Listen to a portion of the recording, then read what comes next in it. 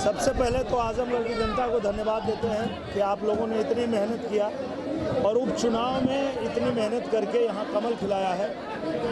और हम लोगों ने जो वादा किया था कि आप हमें 1.5 साल के लिए मौका दीजिए और यहाँ का रुका हुआ विकास हम आगे बढ़ाएंगे, तो हम लोग तुरंत यहाँ से जीतने के बाद, कमल खिलने के बाद सीधा पूजनीय महाराज जी के पास गए, मुख्यमंत्री जी के पास गए और उनको हमने सारी बातें बताई कि ऐसा ऐसा हमने बोला है और जनता ने इसलिए भरोसा दिखाया है। तो पूजनीय महाराज जी ने तुरंत आदेश किया संबंधित अधिकारियों को, डीएम सर को, कि 10 विधानसभा में, सिर्फ 5 नहीं, 10 विधानसभा में जितना काम है, जो भी काम है रुका हुआ है, वो सारा काम तत्काल शुरू कर दिया जाए।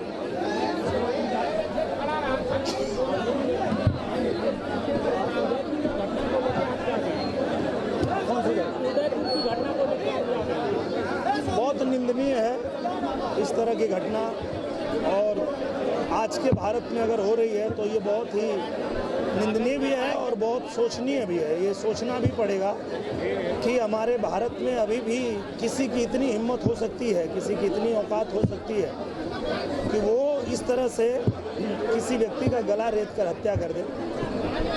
जहाँ पे कि कानून का राज चलता है, जहाँ कानून सज़ा देता है, वहाँ इस तरह की घटना करने वालों को इतनी कड़ी सज़ा मिलनी चाहिए कि दोबारा कोई इस तरह की घटना करने के बारे में सोच ना पाए।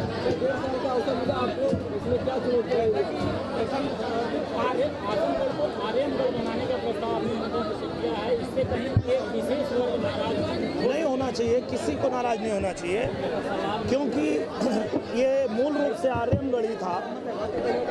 और अगर कोई बाहर से आया और उसने हमारे घर का नेम प्लेट निकाल दिया, तो अब जब हम अपना नेम प्लेट वापस लगाएंगे तो किसी को क्या दिक्कत हो सकती है। अगर हमारा पड़ोसी या हमारा दोस्त मित्र, हमारे साथ रहने वाला कोई भी धर्म जाति का व्यक्ति, अगर वो ये देख रहा है कि कोई बाहर से आया और हमारे इस ज़िले का नाम चेंज कर दिया,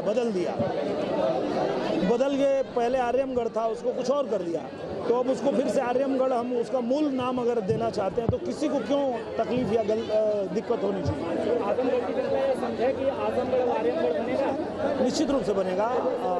और इसका संकेत खुद पूजनीय महाराज जी ने जब दे दिया था आजमगढ़ में कि अब आर्यमगढ़ बनेगा, तो निश्चित रूप से बनेगा। जब से आप चुनाव जीते हैं, ओम प्रकाश राजभर जी लगातार अखिलेश यादव पे हमलावर हैं, इसको लेकर आप क्या कहें?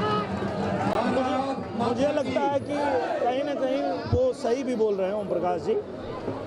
इसने मीडिया के बंधुओं से आग्रह है, मुझे लगता है कि इसी में बैठ के तो चुनाव नहीं लड़ा जा सकता और चुनाव लड़ने के लिए ज़मीन पर उतरना पड़ेगा और चुनाव जीतने के बाद तो और ज़्यादा टाइम देना पड़ेगा।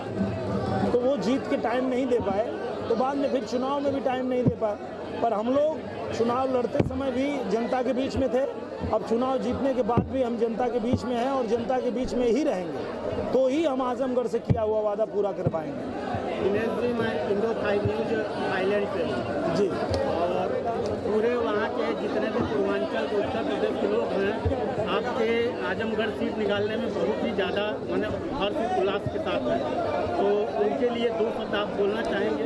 बिल्कुल बिल्कुल, मैं आप सभी को दिल से आभार व्यक्त करता हूं, क्योंकि मैं भी जानता हूं कि आजमगढ़ की सीट का समीकरण इतना कठिन है कि यहाँ पे सिर्फ आशीर्वाद और दुआ से ही जीता जा सकता था। तो हमारे यहाँ जो कर्मठ कार्यकर्ता हैं, जो हमारे पार्टी के लोग हैं, उन लोगों ने तो मेहनत किया ही, हमारे देवतुल्य कार्यकर्ताओं ने मेहनत किया, जनता ने मेहनत किया। लेकिन ये संभव तब हुआ जब आप दुनिया में अलग अलग जगहों पे बैठे, आप लोगों ने दिल से आशीर्वाद दिया, दुआ दिया कि बस कमल खिल जाए, तो आपके आशीर्वाद से ही हो पाया है। आपको बहुत धन्यवाद। जीत के आए हैं, कोई नया गाना हो तो? अभी तो गाना नहीं, अभी सिर्फ काम करेंगे। अब गाना 1.5 साल बाद, क्योंकि गाना गाने बजाने का टाइम खत्म हो गया। अब सिर्फ और सिर्फ आजमगढ़ पे ध्यान देना है, आजमगढ़ के लिए काम करना है। एक आखिरी क्वेश्चन, चुनाव के दौरान विधायक